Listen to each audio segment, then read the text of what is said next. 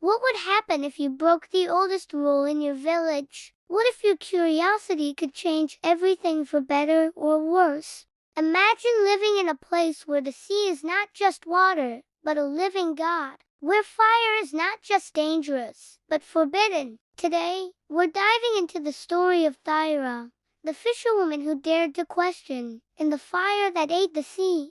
This is a tale about curiosity, consequence, and finding balance. So, let's set sail for a coastal village where every wave is a warning, and every spark is a risk. Why does this story matter? Because it's about all of us, about the line between asking questions and respecting the answers. Let's begin. Picture a small village, perched on jagged cliffs, where the sea is everything. The people here call the sea Aegir. They believe Aegir is alive, watching, listening, judging. Every morning, the villagers bow to the waves. They offer fish, shells, and songs, hoping for calm tides and full nets. But there's one rule everyone knows: never light a fire near the shore. Not a candle, not a torch, not even a spark. The elders say Aegir hates fire. They say he drowned a whole family once, just for cooking too close to the water. So, the village lives by the sea's rhythm, wet, cold, and careful.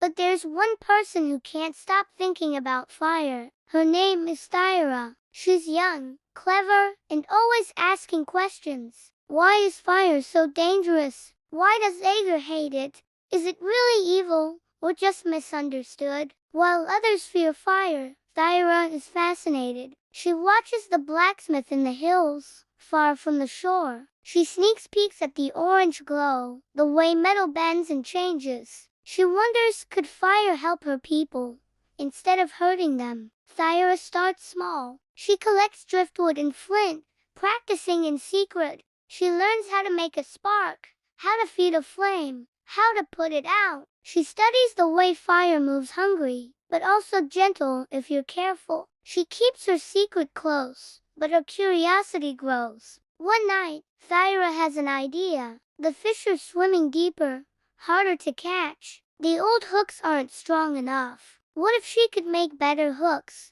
Hooks that could reach the deep fish, the ones that shimmer like silver coins. But to do that, she needs a forge, and a forge needs fire. So, under the cover of darkness, Thyra climbs the cliffs. She finds a hidden spot, far from the village but close to the sea. She builds a tiny forge, just big enough for her work. She lights a small fire, careful to shield it from the wind. The flames dance, casting shadows on the rocks. Thyra feels a thrill, fear, and excitement mixed together. She shapes the metal, making hooks sharper and stronger than any before. But the light doesn't go unnoticed. Out on the water, the waves begin to churn. The wind picks up, howling through the village. The elders wake, sensing something is wrong. Suddenly, a roar rises from the sea. A wall of water taller than any house rushes toward the shore. It crashes over the village, smashing boats, flooding homes, tearing apart everything in its path. When the sun rises, the village is gone. Only broken wood and scattered nets remain. The people are stunned, grieving, angry. They find Thyra, shivering on the cliffs, her forge cold and silent. They know what she's done. They blame her for the disaster. The elders say Aegir's wrath was her fault. They cast her out, telling her never to return. Thyra wanders, alone and ashamed. She questions everything: her curiosity, her choices, her dreams. Was she wrong to ask questions? Was fire really evil? Or was it her lack of respect that brought disaster? She spends years traveling, learning from other villages, other coasts. She studies the sea, the earth, and the strange places where fire and water meet. One day, she hears about something incredible: volcanic vents deep beneath the sea. Places where the earth's heat rises up, warming the water, feeding strange new life. She realizes fire and sea can exist together, if you understand their balance. She returns to her village, older and wiser. The survivors are wary, but desperate. They remember the old ways, but they're hungry for hope. Thyra doesn't bring fire to the shore. Instead, she teaches the villagers about the deep sea vents. She shows them how to use the earth's heat safe, hidden, and respectful. They build floating forges, anchored to the tides, never angering Aegir. They learn to cook, to heal, to craft, all using the warmth from below. The village begins to thrive again, stronger than before. Over time, the people see Thyra not as a curse, but as a guide. They give her a new name, Flammavac the Flamekeeper.